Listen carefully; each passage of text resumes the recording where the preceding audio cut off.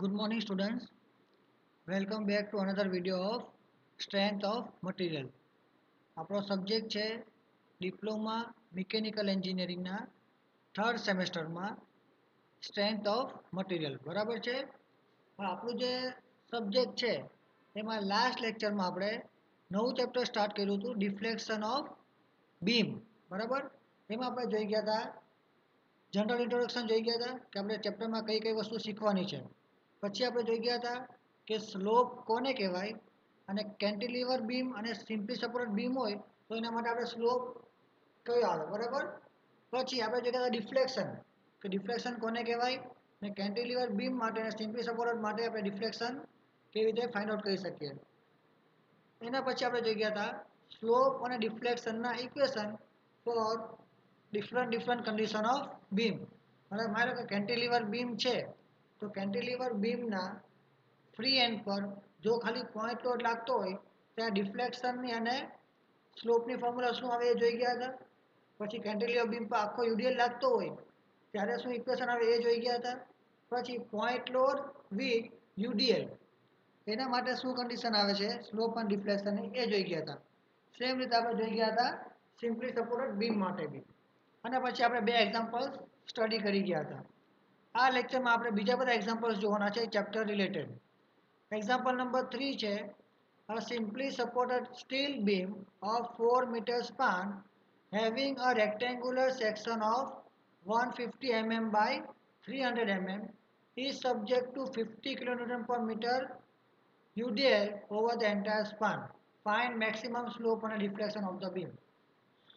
શું કીધું એક સિમ્પલી સપોર્ટેડ બીમ છે જે 4 મીટર લાંબુ છે બરાબર.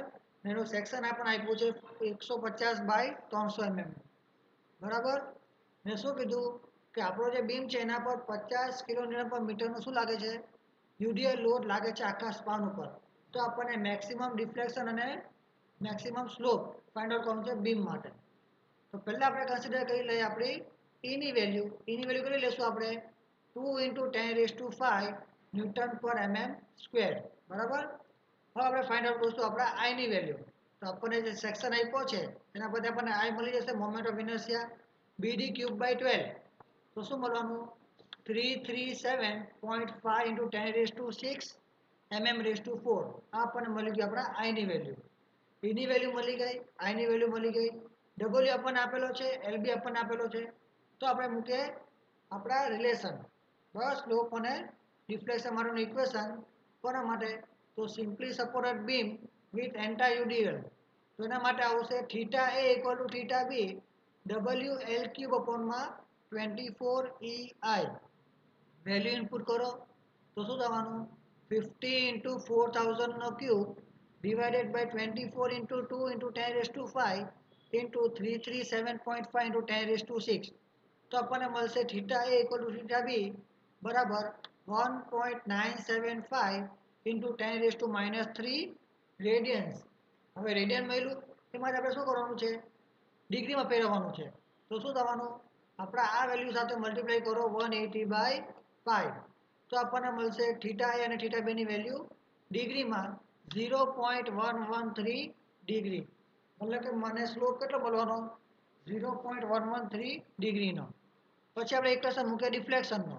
તો ડિફ્લેક્શનનો ઇક્વેશન આવશે YC બરાબર 5/384 WL⁴/EI.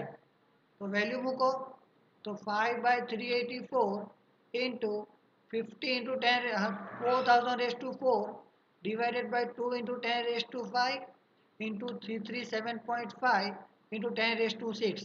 તો આપણને મળશે મેક્સિમમ ડિફ્લેક્શન 2.47 mm. હવે પડી ગયા એક્ઝામ્પલમાં આપણે ડાયરેક્ટ સ્લોપ અને ઇક્વેશન જે જોઈ ગયા સ્લોપ અને ડિફ્લેક્શનના ઇક્વેશન થિયરીમાં એ બેઠા ઇક્વેશન મૂકીને વેલ્યુ ઇનપુટ કરવાની છે અને ફાઇન્ડ આઉટ કરવાનું છે મેક્સિમમ સ્લોપ અને ડિફ્લેક્શન. સમજ પડી એક્ઝામ્પલ નંબર 3 માં.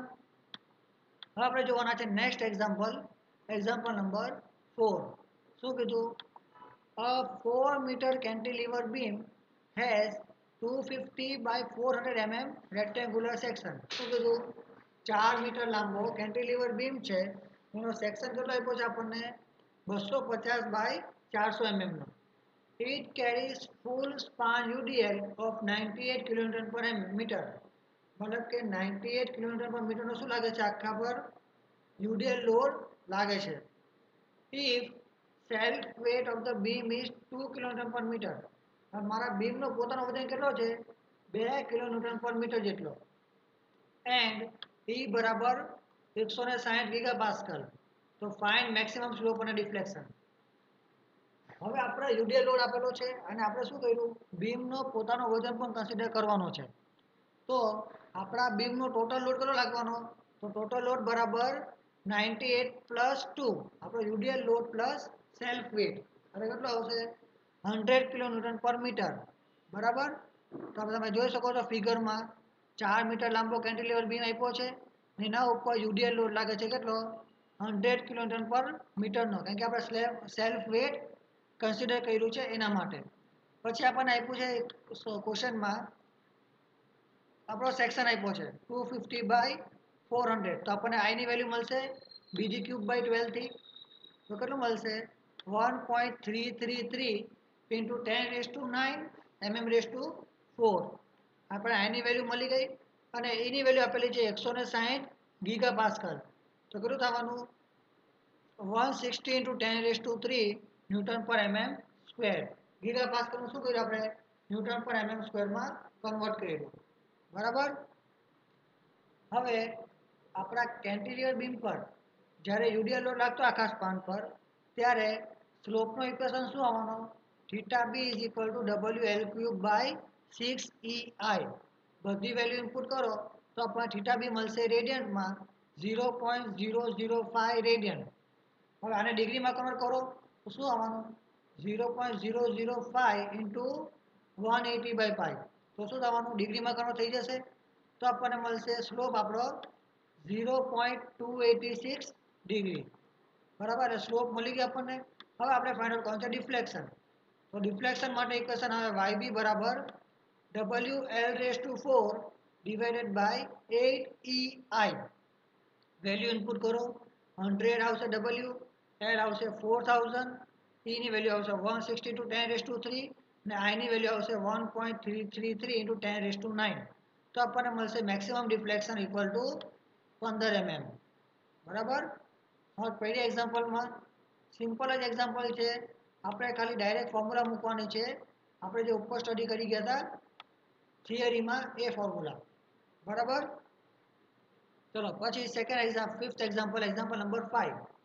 A hollow rectangular section 200 mm by 450 mm external and 15 mm thickness is used for 2.7 cantilever beam. શું કીધું એક રેક્ટેન્ગ્યુલર હોલો સેક્શન છે કે જેનો એક્સટર્નલ પેરામીટર કેટલો છે 200 mm બાય 450 mm નો અને મારા બીમની રેક્ટેન્ગ્યુલર સેક્શન છે થિકનેસ કેટલી છે 15 mm ની. તો આપણે એના માટે શું કરવાનું છે મોમેન્ટ ઓફ ઇનર્શિયા ગોતવાનું છે. પછી શું કીધું કે મારો કેન્ટિલીવર બીમ છે જેની લંબાઈ કેટલી છે 2.7 mm. હવે એના પર ફૂલ યુડીએલ લોડ લાગે છે 64 કિલોન્યુટન પર મીટરનો એટલે કે આખા બીમ પર યુડીએલ લોડ લાગે છે 64 કિલોન્યુટન પર મીટરનો અને પોઈન્ટ લોડ લાગે છે ફ્રી એન્ડ પર 60 કિલોન્યુટનનો. Both are downward. Find maximum slope અને ડિફ્લેક્શન. ટેક E બરાબર 200 ગીગાપાસ્કલ. ચલો હવે શું કીધું બંને લોડ શું લાગે છે ડાઉનવર્ડ ડાયરેક્શનમાં લાગે છે અને આ લોકોને આપણે શું કરવાનું છે મેક્સિમમ સ્લોપ અને ડિફ્લેક્શન ફાઇન્ડ આઉટ કરવાનું છે ને એની વેલ્યુ લેવાની છે 200 ગીગાપાસ્કલ. તો પહેલાં આપણે ફિગર ડ્રો કરીએ તો તમે જોઈ શકો છો આપણે રેક્ટેન્ગ્યુલર સેક્શન કેટલું આવવાનું 200 mm બાય 450 mm બહારનો સાઈડ અને શું કીધું 15 mm થિકનેસ છે તો અંદરનો જે આપણો સેક્શન છે તે કેટલો આવવાનો 170 બાય 420 એટલે શું થાય બંને બાજુ થિકનેસ એટલે કે 30 mm બંને બાજુ માઇનસ થવાનું તો 200 માઇનસ 30 એટલે કેટલું આવે 170 અને 450 માઇનસ 30 એટલે કેટલું આવવાનું 420 અને આપણને આપી છે એની વેલ્યુ કેટલી આપી 200 ગીગાપાસ્કલ એટલે કે 2 × 10⁵ ન્યૂટન પર mm સ્ક્વેર. અને આપણને આઈ ની વેલ્યુ કેટલી મળવાની તો હોલો રેક્ટેન્ગ્યુલર સેક્શન માટે આઈ ની ફોર્મ્યુલા આવે capital BD³ / 12 minus small BD³ / 12 બરાબર. તો આઈની વેલ્યુ આપણને મળશે કેલ્ક્યુલેશન પછી 469.17 into 10 raised to 6 mm raised to 4. આ આપણને મળી ગઈ આપણા સેક્શન માટેની મોમેન્ટ ઓફ ઇનર્શિયાની વેલ્યુ. બરાબર, આપણને આઈની વેલ્યુ મળી ગઈ. પછી આપણને એક્ઝામ્પલમાં કીધું છે કે મારો જે 2.7 મીટર લોંગ કેન્ટિલીવર બીમ છે એના પર કમ્બાઇન્ડ લોડ લાગે છે પોઈન્ટ લોડના કારણે અને યુડીએલના કારણે. તો જ્યારે યુડીએલ અને પોઈન્ટ લોડ બંધોના કારણે લોડ લાગતો હોય મારા બીમ પર, યુડીએલ કેન્ટિલીવર બીમ પર, ત્યારે મેક્સિમમ સ્લોપની ફોર્મ્યુલા શું આવવાની? થીટા બી બરાબર WL²/2EI પ્લસ WL³/6EI. તો વેલ્યુ ઇનપુટ કરો તો આપણને મળશે 60 into 10 raised to 3 into 2700 નો સ્ક્વેર અપોનમાં 2 into 200 into 10 raised to 3 into 4.69.17 into 10 raised to 6 plus WL³/6EI. Value input કરી દો તો આપણને મળશે ટોટલ 4.56 into 10 raised to -3 રેડિયનમાં મળ્યું. તો ડિગ્રીમાં કન્વર્ટ કરવા માટે શું કરવું પડે? 180/π થી મલ્ટીપ્લાય કરો તો આપણને મળશે થીટા બી 0.261 ડિગ્રીમાં.